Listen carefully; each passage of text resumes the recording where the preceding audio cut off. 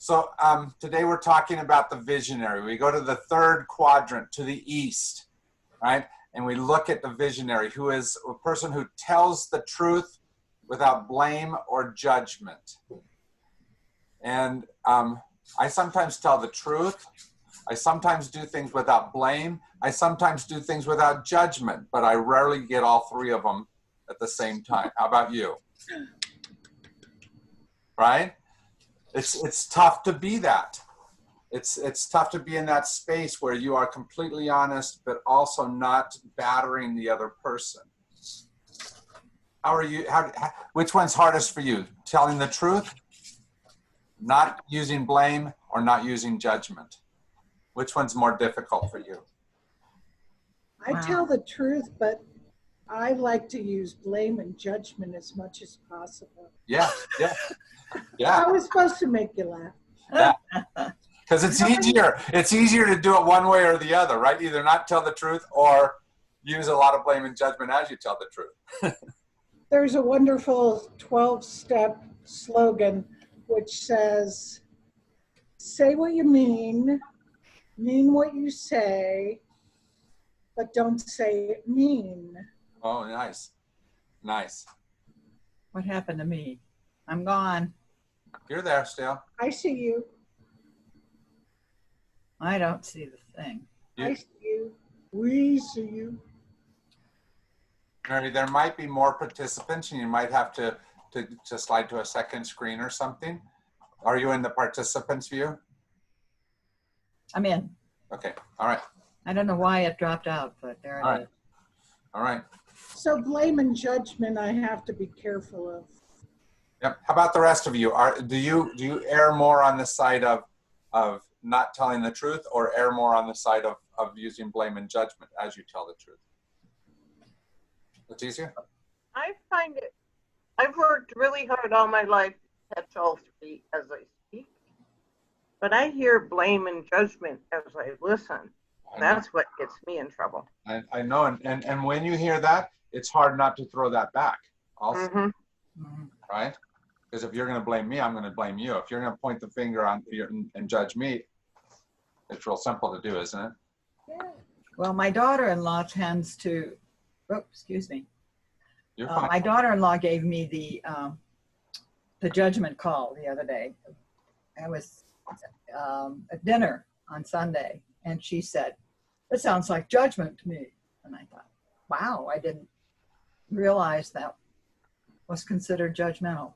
So I have to think twice about that.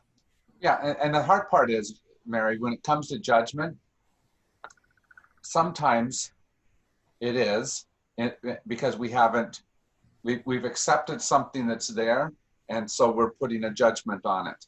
And we accept a truth that isn't a whole truth. And so sometimes our kids need to tell us, "Hey, Mom, you're acting out of whatever." Sometimes, though, it's because all of us have sounded judgmental to our children at some point or another, when what we're really saying is right now, you're doing the wrong thing, honey. Right? And it's not because you're judgmental, it's because you are being a visionary and telling the truth. Does that make sense? But it's your truth. It may not be theirs. And you're right. It may not be a whole truth, but it doesn't mean that it is judgmental also. And so so examine and listen to your daughter well, because she may be right. I mean, I don't mean to talk heresy here, but children sometimes are right. I've had times, sorry, I've had times too when somebody is in a really self-judging space, and no matter what I say, comes out as judgment for them. Yeah, yeah, absolutely. They're all doing it internally, and whatever I say gets reprogrammed, reprocessed. Yeah, but the key to this path, this part of the fourfold way, is to try as much as possible to live up to all three of those things. To try to speak where you're not blaming, to try to speak where you're not judging, and to try to speak whole and complete truth, the whole truth, and nothing but the truth. And none of us can do all three of those things perfectly. We do a lot of errors in that, but that's the goal. That's the exercise, the spiritual exercise in this area. Well, let me ask a question here. What I find myself doing if someone says to me, that's blaming or that's judgmental, is I want to provide an explanation or a context for the reason I said what I said. Yeah. But that begins to sound like that's an excuse. Yeah. So it's tricky. It's very tricky. Yeah, but much of the time when people feel judged, it's not necessarily just because it's a judgment. It might be a judgment too. It's also because whatever they're saying, that truth that's being held up, is a difficult truth to hear. Mm-hmm. Right? And so some of my friends that are saying certain things, if I'm honest with myself, then I stop and say, does that have merit? Is it something I should listen to, or is it just or is it a non-truth that I have to listen to? It's their judgment that's coming. But if I will listen to it in some way or another and at least give them the opportunity to be a visionary in my life, then sometimes I'll glean some truth out of it. Mary, that's what I was talking about, where I struggle more as the receiver. Because we can only speak our truth. We can only speak it as compassionately as we can, at the best of our ability. And how it's received, we can't control. And therein lies the rub. Therein lies the rub. That was good for me. We practice this step in Chrysalis every week. Yes, tell us how you do it. What I've been able to learn for myself is I have to be cautious about how I have to be conscious of what I'm about to say. Mm. And sometimes it's about asking permission to give my point of view. Yeah. If I get permission, then I think I might not sound as judgmental. Yeah. Or blaming, because I own it. Yeah. And if I'm okay to own it and somebody else interprets that as a judgment, then how do I respond to that? Good question. It sounds like you're saying, suspicious of like you're saying something like, think before you speak. Wonder if I've ever heard that before. We haven't heard that. But it's hard, especially in the midst of any kind of a heated side of things, right?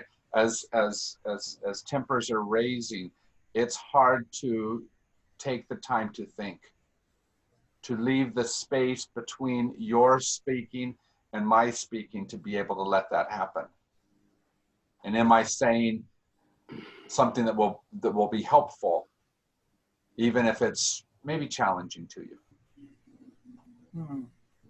And if we're arguing, the more it's an argument, a fight, the harder it is to do that, isn't it?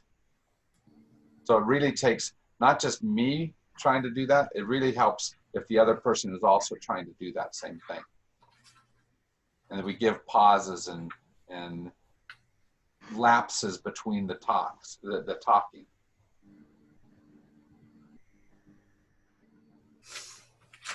So the book gives us several ideas about how to at least be better at this, that I think are some of the things like what Mike was saying, that maybe I can go back to see if I own this truth, or if I'm just speaking whatever's up on the uppermost part of my head, which is usually not the most visionary or positive thing that could be there. Okay? So here's the things. The first one is know and communicate our creative purpose and life dream.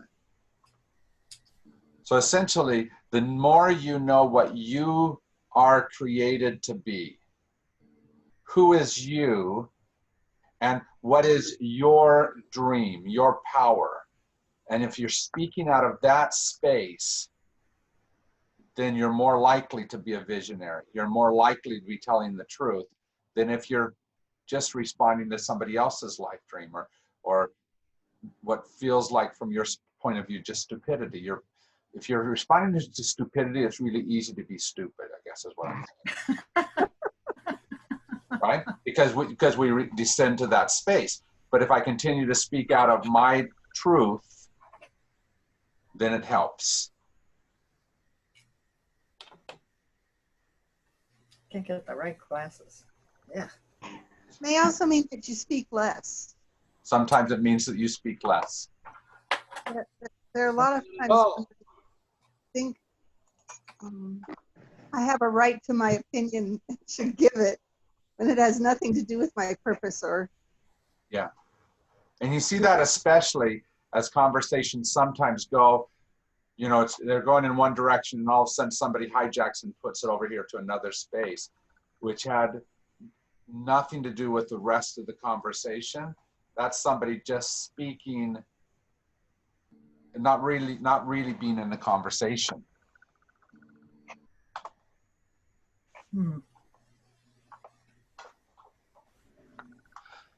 So how do you know what your creative purpose is? Your life dream. How do we discern that? She pointed out some things that I think, she didn't quite list them this way, but I think that this is what she was identifying as this is how, oops, hold on just a second, as what will help us. So here's my notes. And I'll like always, I will send these to you later on, so you'll have them. But right here, under know and communicate our creative purpose and life dream, she said, this is the capacity to magnetize or open up the creative spirit. So as you're looking at that other person, if I'm living out my creative purpose, it is somehow going to open up their creative spirit.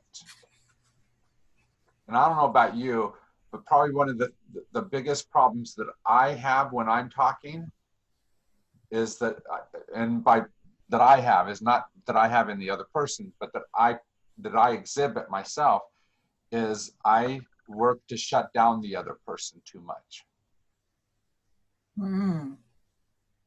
Instead of opening them up and getting them to speak more and share and open up their creative spirit.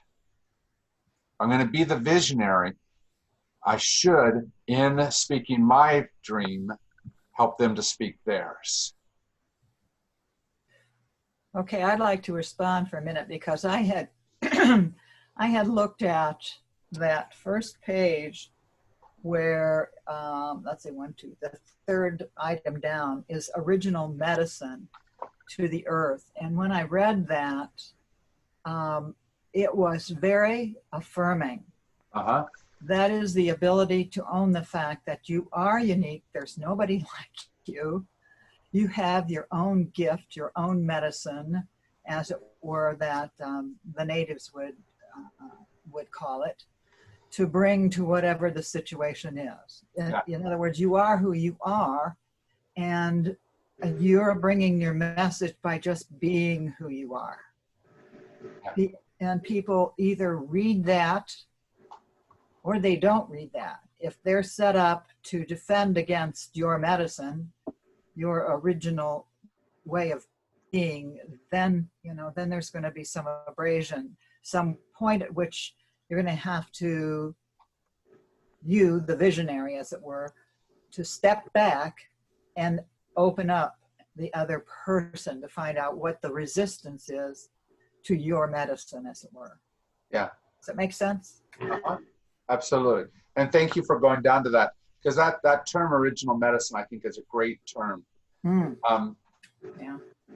If we think of that in terms of there is something unique that you bring into every single situation, something unique you bring into this world, something unique that no one else can bring in quite the way you do, then you need to look for how that works in that moment and make it truly be good medicine, right? Not the yucky stuff that nobody takes.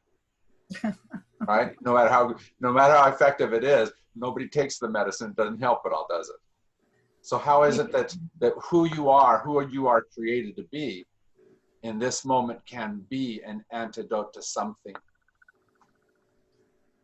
Well, what is it? A teaspoon of sugar helps the medicine go down?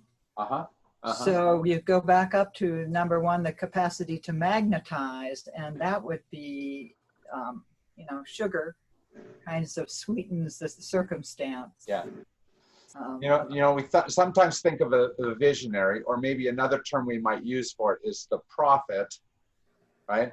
Is the guy who stands on the wall and screams at the host below and tell them how evil and bad they are. That's not the best way to be a visionary or a prophet. I think so. Okay, that's how you get arrows shot at you. There's a better way to be able to somehow do that.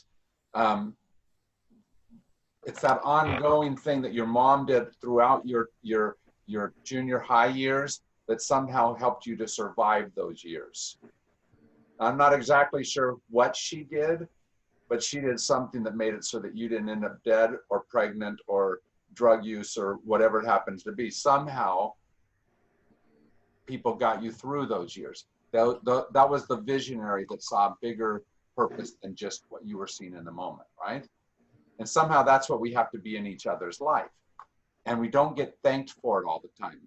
Mom sure didn't get that when I was 13. Mhm. I think it's also a little bit about just being curious about somebody else enough that you really want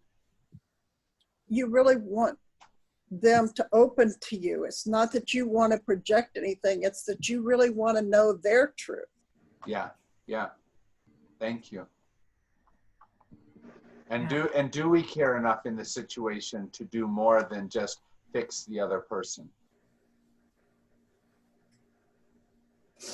Because I don't know about you, but I got lots of people around me that really need to be fixed. I think the idea of creative purpose and life dream are a little complicated to grasp. Yeah. For instance, creative purpose, if I wanted to be able to communicate my creative purpose, I could say, I want to have a purpose of learning. Or I want to have a purpose of making a difference. So those two words, the way I expressed it, are very different. Yes. Because one says I want to hear, and the other says I want to do. Yeah. So I think that's complicated right from the very beginning. Those creative purpose and life dream. Yeah. So those are tricky things to put. It's a little easier to say down on the capacity to magnetize and open up, to walk up to somebody and say, ask them a question and then say, tell me more. Yeah. Yes. I'm inviting. But that's not my truth. Because my truth is sitting there saying, I got to respond. Yeah. But the hard part, Mike, is that we've often when we just respond, we often get out of the truly speaking our life dream and just be reacting to. And that's not necessarily the highest sense of our creative purpose, right?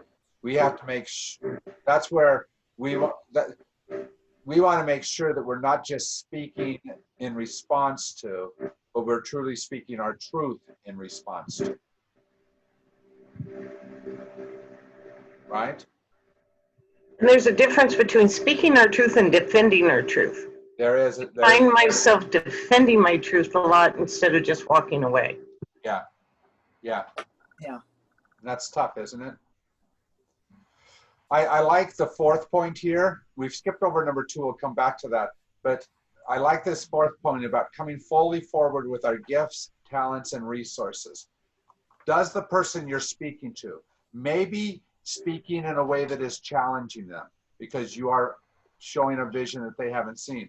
Do they also hear in your voice and in your actions something that is offering your gifts, talents, and resources to them?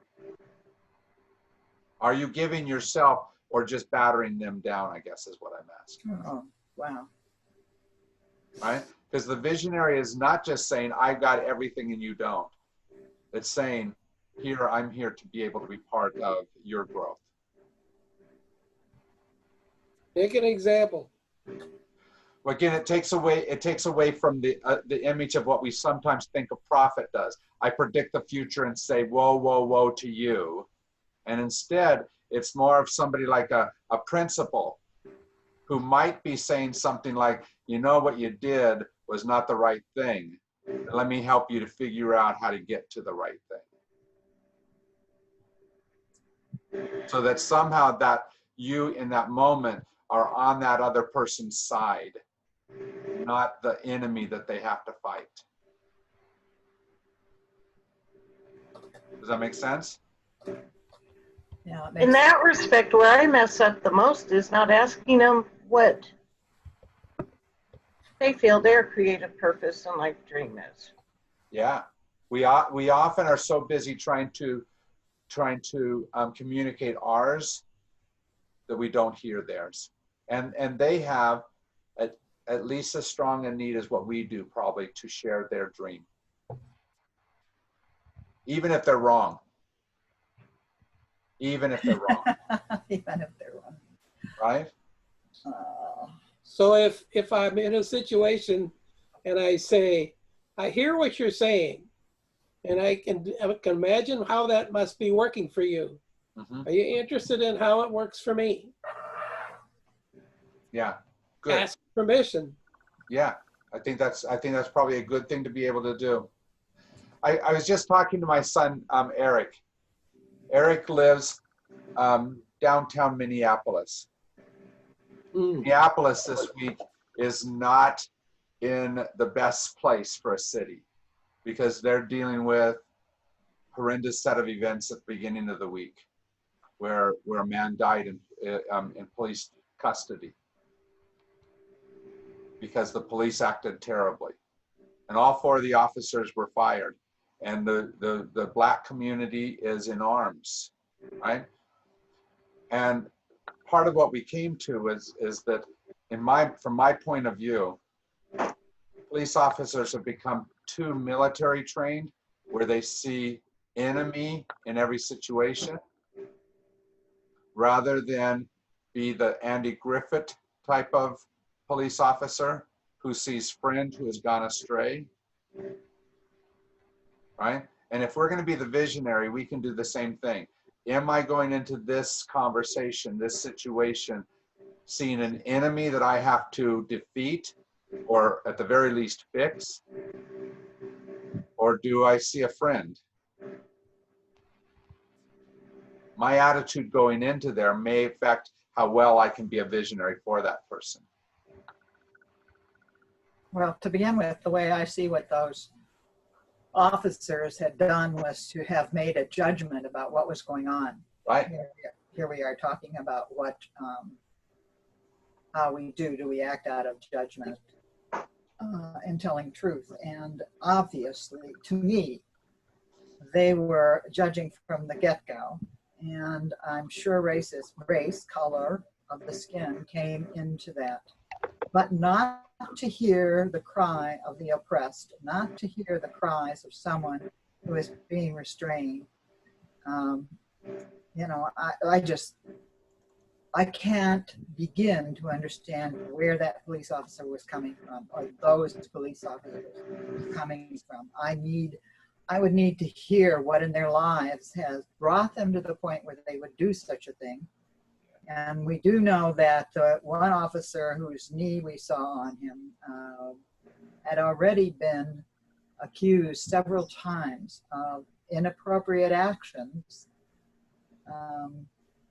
that were judgments he was making about who individuals were and what their motives were before he even, got any further into the conversation. There was no conversation from his perspective. Sure, but we've gotten really good at not having conversation because we've done a lot in American life that emphasizes efficiency, best way to do it, get the job done type of things. And in that, we often don't truly meet the situation itself. We meet an archetype of some sort. We say, this is how I'm always supposed to act towards this type of person, in our political differences, it's often that way. Well, this is obviously this kind of person, so of course he thinks all these things, and I'm against him in all these ways. And the reality is that's probably not true about any of those people that you might meet. Well, I do know I get in a hurry. I don't know about anybody else. I want to make a difference, and I want to make a difference right now. I don't want to wait. Yeah. And part of that is our culture too. Yeah. The one thing about being sheltered like this, and man, I don't know what difference it's going to make everywhere, is it that we have to sit back. We can't engage. Right. It's almost impossible. Our engagement is this kind of engagement we have right now, which I really like. Yeah. But it's not the same as sitting down around a table and being able to one at a time, talk to one another and get to know one another and see facial reactions and I agree. body reactions. I mean, I'm one who does that sort of thing. I try to read what I see in people, and have I aroused something in them and turn to them and say, is this a good or a bad thing that I'm reading from you right now? Yeah. But But what you're talking about, Mary, is more direct human interaction. Yeah. Less interaction of ideas, less interaction of opinions. Real human interaction has ideas and opinions and all that, don't get me wrong. But if we're more dealing with the intellectual side of things instead of the interpersonal type of side of things, then we're going to make errors in how we help each other. Yeah. So the second point that's there about how we try to make the truth visible is that I have to act from my authentic self. How many sometimes put on an inauthentic act, an inauthentic self with people? Put a mask on, play out a role rather than. Sometimes because it's easier for the other person, and the other person wants you to play that role. Sometimes it's because that's simpler than being truly honest about yourself. Well, sometimes it's a matter of survival. Sometimes it's a matter of survival, is exactly right. Sometimes it's someone I don't really want to get to know that well. I just want to take care of this interaction, whatever it is. Yeah. And so, yeah, I don't open that up. Yeah. With somebody I really do want to get to know, then I have that choice to slow down and to really share. Yeah. The difficulty, though, and I think you're completely right, Siri, is that we often guard ourselves. We save ourselves for the more important things. But for example, when we go through life just doing the how is everything fine? How is everything fine? How is everything fine? We also are not practicing being authentic. In fact, we're helping ourselves get very used to doing the opposite. Hiding things underneath simplistic definitions and easier to manage things. We do that, of course. We'd say fine because the other person really doesn't want to know. Well, we think they don't want to know. Or we think they don't want to know. When I was doing clinical pastoral education in a hospital, we had a meeting one day with a group of, there were Roman Catholic students who also were taking part in this clinical situation. And I'm going to say something that sounds rude, but this is what came out. One of the Roman Catholic men said, you know what fine means? When someone says to you, I'm fine, it means I'm effed up, insecure, neurotic, and emotional. And so now when someone says, I say, listen, how are you doing these days? Oh, I'm fine, thank you. And it comes off like the first thing I want to say is, boy, you're really screwed up. You know? Yeah. You're effed up, neurotic, insecure, and emotional. You know, we hide ourselves. I do it. We do. We do. And partially because, okay, so one of the concepts that I loved that she introduced in this section was the sacred hoop Yes. conversation, that there's a space where we should sit, that's our sacred space. And sometimes we guard ourselves from showing that sacred space because we think that that other person too easily will take the sacredness out of that hoop. And so we move out of that and just become fine for the moment. But do we lose ourselves then because we're not really willing to share that space? I think a good example is what a oath that a doctor takes. I will do no harm. Yeah.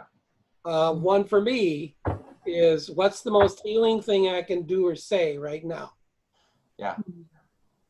Yeah. And it's finding those kinds of norms for our life that I think will put us into more of a visionary space, right? What is it that I'm going to use, and typically in my interactions? Because we can still say fine, but do I do it in a dismissive way, or Yeah. do I hold up still a kindness in that moment in some way or another? How am I going to continue to demonstrate my authentic self, even if it's just a passion pleasantry? But I think that's very true. The way in which you say a word or a phrase, or the way you come into a room, or you sit down, or you come into this meeting, makes a difference in how people read that. Now, when someone gives me a flip, I'm fine, thanks. You know, I read that not well. Yeah. But if someone says, I'm feeling very fine, thank you, that's a total different interpretation given by the individual. Yeah, yeah. We also Go ahead. We also have to be careful on how we receive that, because I have a broken upper back. Sometimes when I say I'm fine, it might not sound good. So we got to be real careful on how we interpret what we hear. Oh, good point. Thank you. Yeah.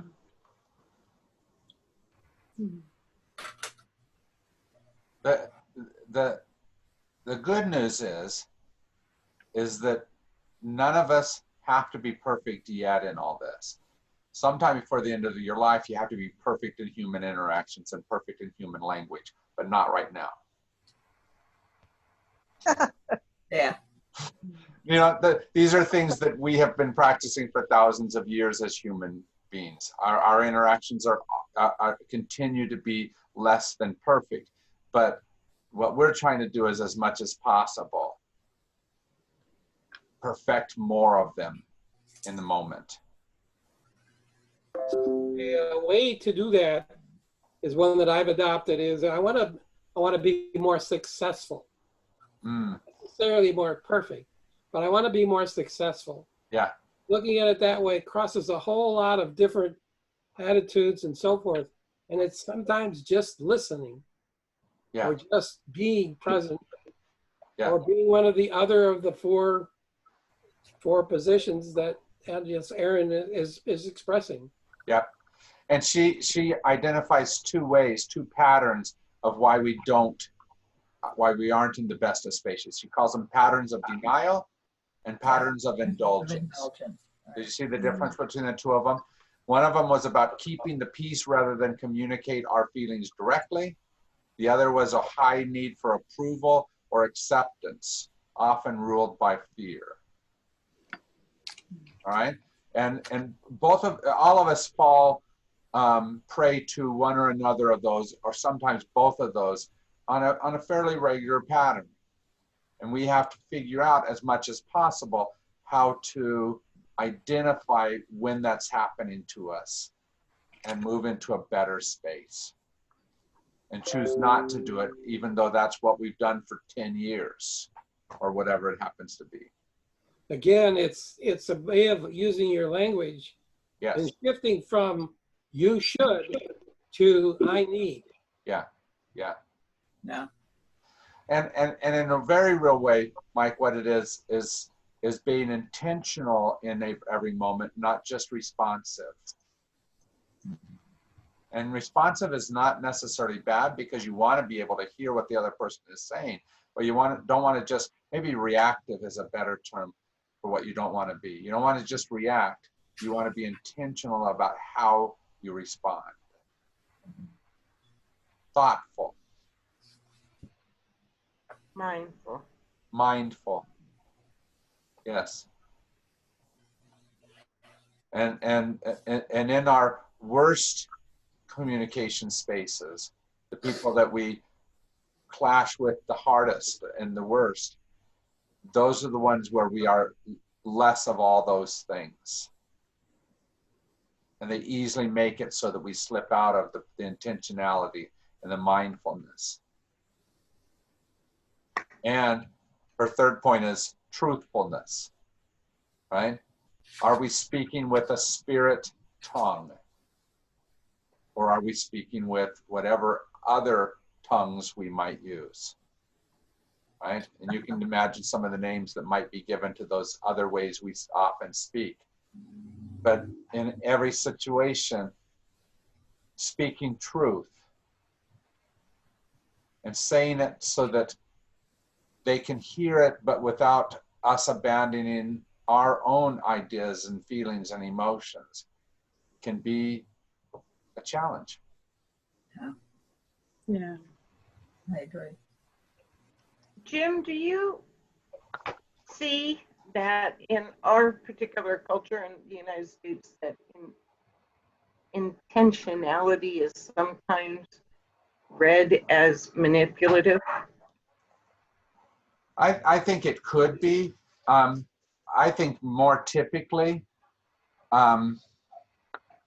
the way I've seen us react to each other is that we have already ideas of how things work, and when you don't speak that, whether or not I think you're intentional, thoughtful, or mindful about it, it's really easy for me to react that you didn't react the way I thought you were going to react.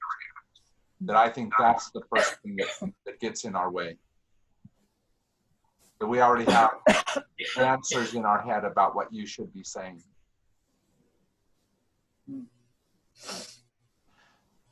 And I don't know completely how to fix that in someone else. Of course, I don't do it, so I can't fix it in me. But that, I think that's one of the problems, is when we already have answers. Yeah. So it doesn't matter how much Oh, intentionality we have, it's hard to make communication happen well. Hmm. But that shouldn't be an excuse for us not trying. Because One of the challenges is to remind myself that it's not my job to fix somebody in terms of, telling them what it is they need to do, but to help them unearth the ways in which they can help themselves and change their circumstance. It might not end up being what I would plan to do, but that doesn't matter, because they're the one that has to make the change, not me. Yeah, yeah. And without being authentic. Yeah, and one of the points that she made in the section ahead of time about authentic self was to move away from ideas of wrongdoing and right doing. And I think that helped a lot too. That if I'm in this situation and I'm not intentionally looking and trying to say, where are you right and where are you wrong? It helps. But that takes a whole lot of work, especially with some people who obviously have right and wrong,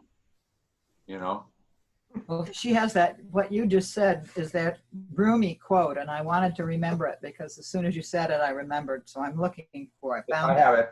Rumi suggests that the field of unlimited creativity is always available when we are connected to our authenticity.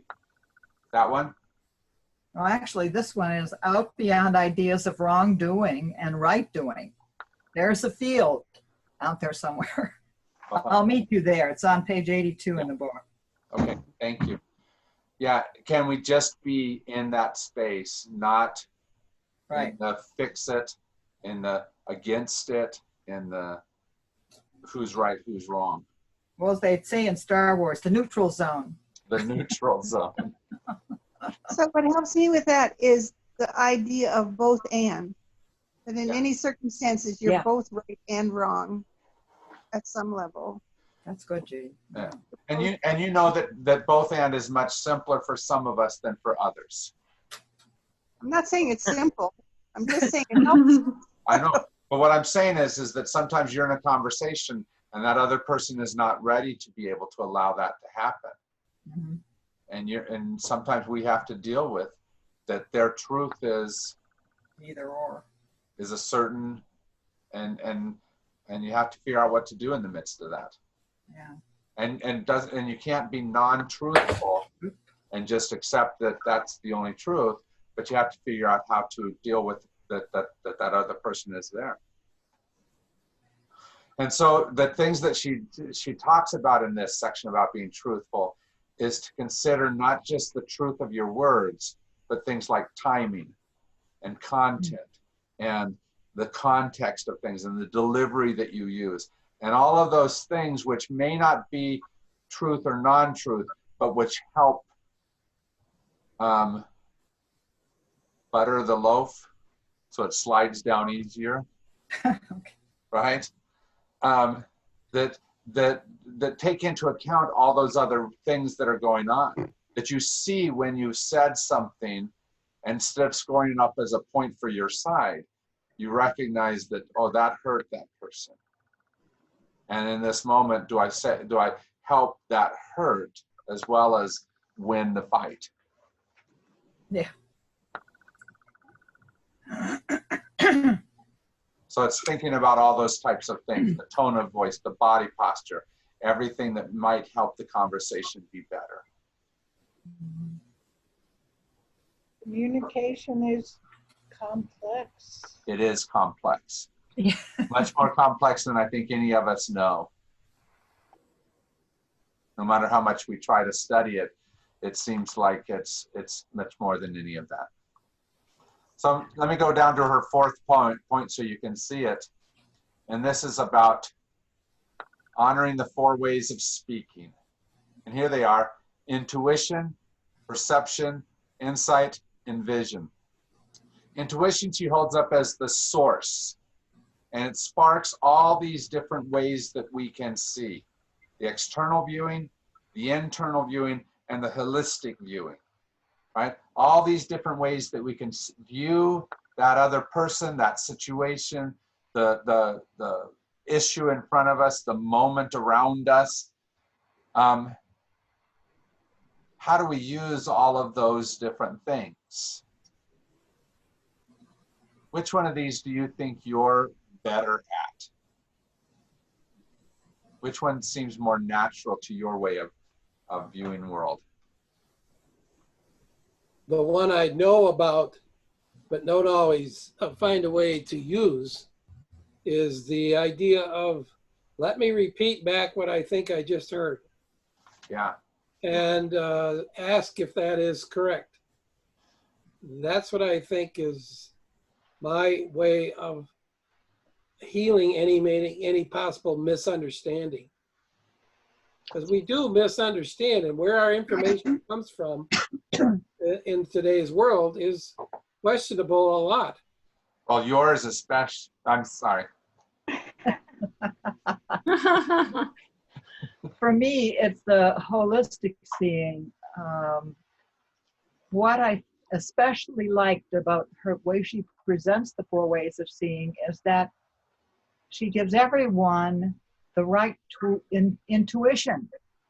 And not everyone will own that for themselves. People will say, oh, I don't have any intuition about that sort of thing. That's spacey stuff. That's out there somewhere. But here she's given in that word intuition, everybody the right through external seeing, internal viewing, or holistic seeing, whatever, the right to own intuition. Yes. That the words that what you perceive or what you think is a truth, you have a right to perceive that, to hear a voice or sense something or to see something. Yeah. The hard part about all of this is that there is absolutely no way to maximize all these things in every situation. No, that's right. Right? There's no way to be in perfect communication with another person in any moment. But our job is to try to do that as much as possible, especially if we're trying to bring a vision too. We're supposed to be, we're trying to be visionary for each other so that that person sees that truth. It's not enough to have truth. What we're trying to do as a visionary is make the truth visible. Yeah. And if my delivery is getting in the way of that person's ability to see it, then I have to figure out what to do. Because if they're only seeing through perception, which, you know, has its positivity and its negativity. If I don't recognize that that's their primary source of receiving information right now, if I'm trying to speak through one of these other things and they're just not even looking that way, I'm going to be ineffective as a visionary.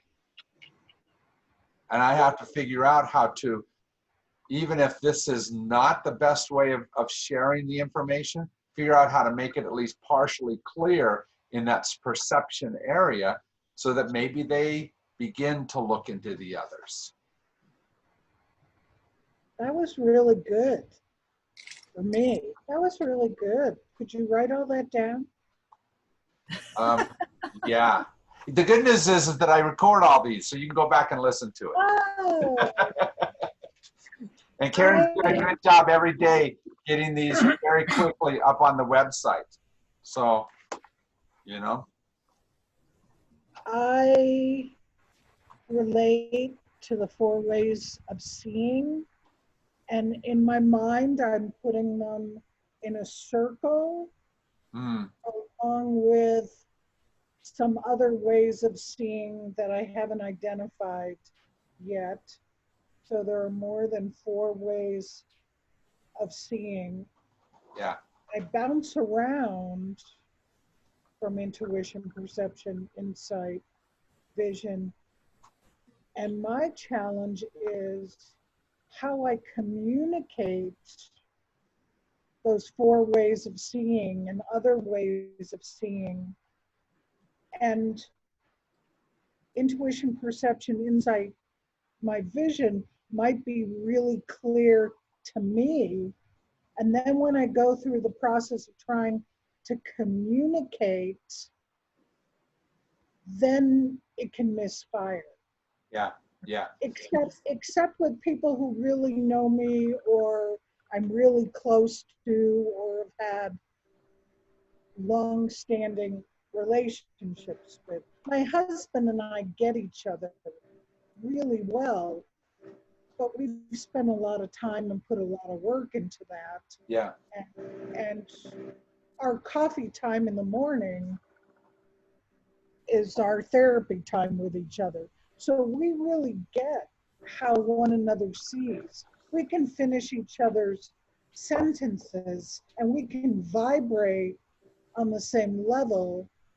And I have close friends I can do that with. But when I get out into the world, I might think that I have this great idea through one of those ways of seeing, but it's not someone else's way of seeing. Yeah. And I would venture to say, at least part of the reason for that is because you're trying to speak to that new person in this wonderful way that you and Juan were able to find to communicate. And you know it works really well over there. And this new person is just not hearing the same way Juan does. Because, you know, God, he's more godlike than the rest of us. You know what I'm saying though? If we find a really good communication pattern with one person, we try to, I think, duplicate it, and it doesn't necessarily duplicate perfectly. And that's part of the problem, is whatever I've learned, I have to relearn with each person. And I feel like this is my own struggle, that everyone's on their own planet. And Yeah. part of my job has been to learn a lot of different languages. And when I retired, I was tired of doing that and wanted to get in touch with who I was. Yeah. But as a younger minister or psychotherapist or educator, my job was to understand all these different ways we see, we think, we feel. And then I retired and I went, okay, I'm done. Yeah. This line right here. Sorry, I'm sorry. Did I interrupt you? No, I just said which was a problem. Yeah. When I retired. This line right here is a quote from the book. We extend respect to our own visionary processes when we give voice to what we sense or hear. And as I read it, I still like it a lot, but I think I would put this word in there. Oops, maybe I put it in the wrong place.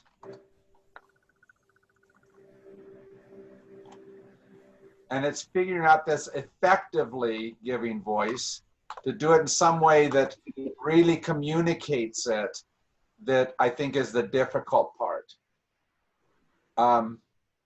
Because if I'm trying to speak to one person through one of these ways and they're just not seeing that, then I have to figure out, if I'm going to truly be visionary, how to speak differently. So if I could add here, one thing is that there are 4 ways of that listing, and the time they flow together. And the first one is show up and choose to be present. Yeah. Right. Fully present. And we cannot be one of these until we've activated the first one. Yes, you're exactly right. I guess what all of this is trying to say is that you have to work hard.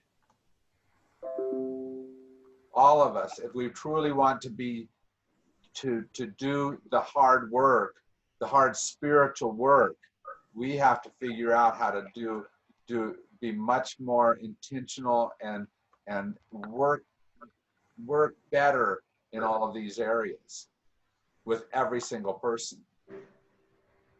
Yeah, Jim, I learned when I was sorting through this years ago, the first time I read this book,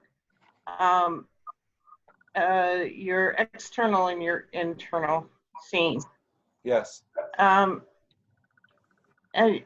learned to look at it a little bit differently after taking a few studio drawing and painting classes, and looking over at my neighbors and seeing that they're looking at the same thing I'm looking at, and they don't see it the same way because they're 4 foot this way.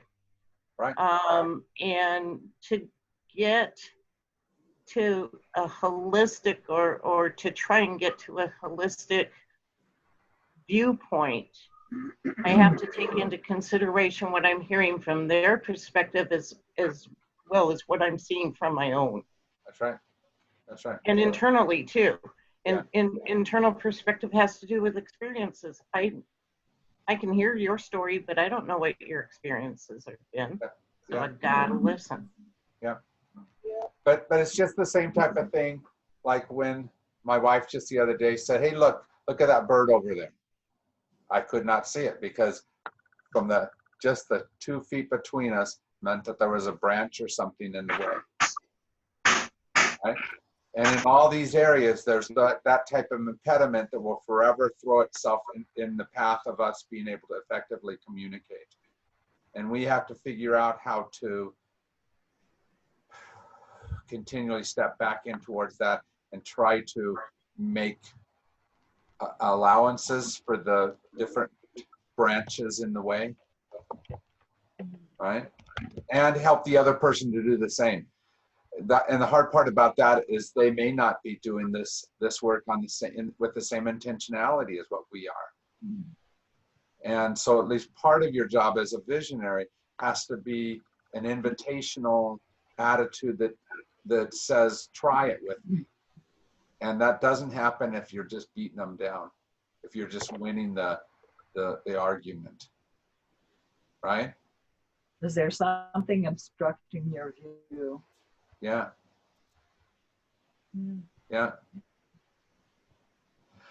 All right, well, that's a lot of stuff. We still have a bunch of stuff to go. Here's the good news. Next week, I will send the whole sheet of my notes out to you, and you'll have it for next week. And next week, I'll be sitting somewhere. I'm not exactly sure where, but we're coming back from California that day. I'm dropping my mother-in-law off in San Jose area, so she can be closer. Oh. And I'll be somewhere, and we'll get together. All right? Somewhere. I don't know where I'll be, but I'll be somewhere, okay? Well, that's the Safe wonderful travels. thing. Yes, have safe travel. But that's the wonderful thing about this. Mike was telling me this morning, what did you have? Somebody from Montana and somebody who was, Scott. He was in Mexico. Yeah. And so the men were meeting this morning and they were all over. Yeah. And the great thing is that you can do this, right? Across distances. So go and enjoy your isolation and know that you're still in my heart over here, even though we're, separated apart. Thank you, guys. Thank you, Tim. Yeah. Thank Thank you. you. Bye-bye. Goodbye. Leave the meeting. Where's the little thing?